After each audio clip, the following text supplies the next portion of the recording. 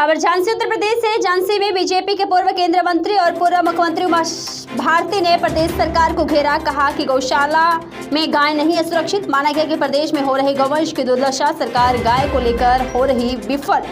फिर भी चुनावी मैदान में उतरने की जताई इच्छा। बुंदेलखंड राज्य निर्माण को लेकर कहा गया कि बुंदेलखंड राज्य बनाने में असफल। मध्य प्रदेश पूर्व मुख्यमंत्री और केंद्रीय मंत्री उमा भारती ने झांसी पहुंची, जो कि बता दें कि मऊरानीपुर के केदारेश्वर धाम पहुंचकर पूजा अर्चना की। उसके अलावा गौ की दशा दुर्दशा को लेकर गौ अदालत लगाई। उन्होंने कहा कि सरकार गाय को सुरक्षित नहीं रख सकती, उसके लिए सभी लोगों को फिर से गाय पालन करनी होगी, तभी गाय सुरक्षित होगी। प्राइम मेगा न्यूज़ चैनल के लिए खास रिपोर्ट।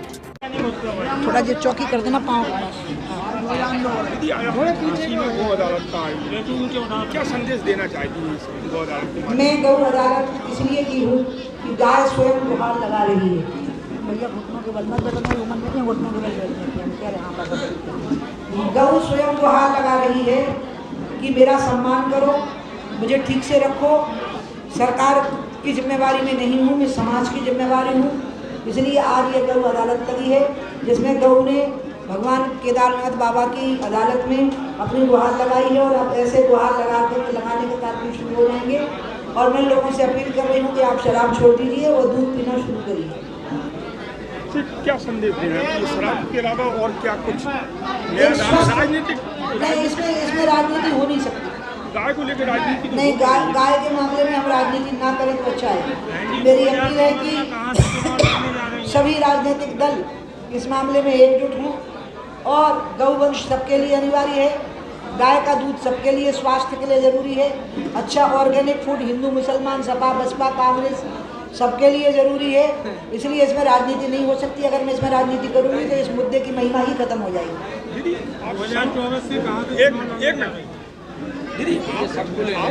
आप संत समाज से राजनीति में आए, संत समाज से राजनीति में रामचरितमानस को लेकर राजनीतिक लोग अनर्गल टिप्पणियां कर रहे हैं। रामचरितमानस को लेकर जो टिप्पणियां की है वो तो टीआरपी के लिए की है।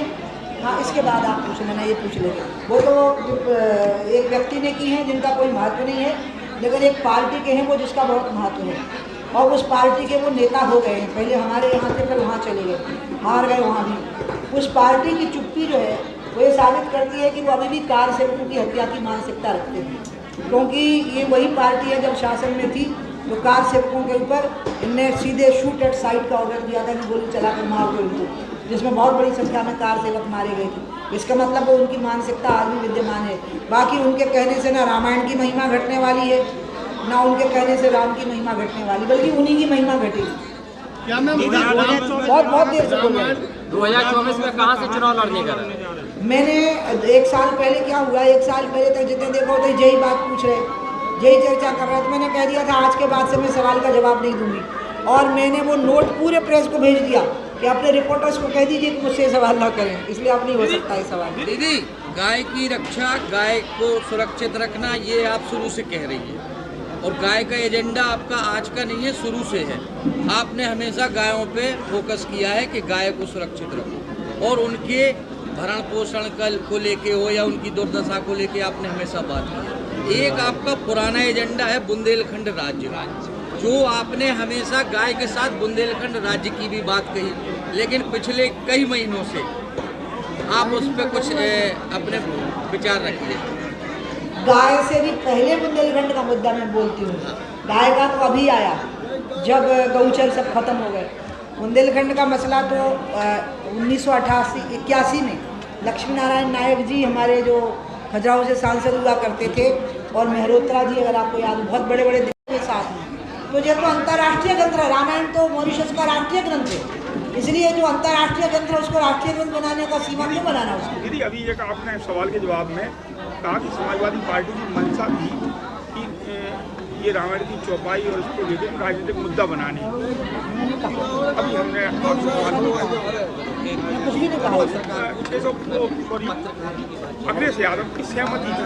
नहीं, मैंने ये कहा कि वो कार सेवकों के हत्यारे ही, तो उन्हें तो वैसे भी सहानुभूति रही है। वो तो कह रहे हैं कि आप लोग हिंदू विरोधी है।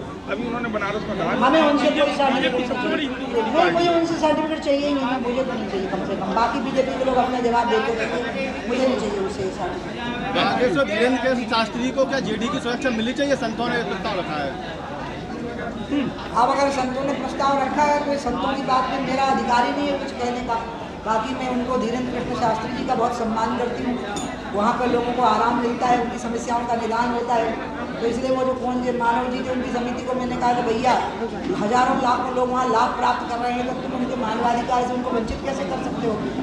वो तो उनका मानवाधिकार है, कोई बुराई तो नहीं सिखा रहे ना, वो कोई दुर्व्यसन जुआ सट्टा अड्डा तो नहीं खुलवा रहे। लोगों को भगवान का नाम लेके उनको किसी तकलीफ से मुक्ति मिल रही है तो बहुत ठीक है, और बागेश्वर धाम में और ज़्यादा लोग जाना चाहिए।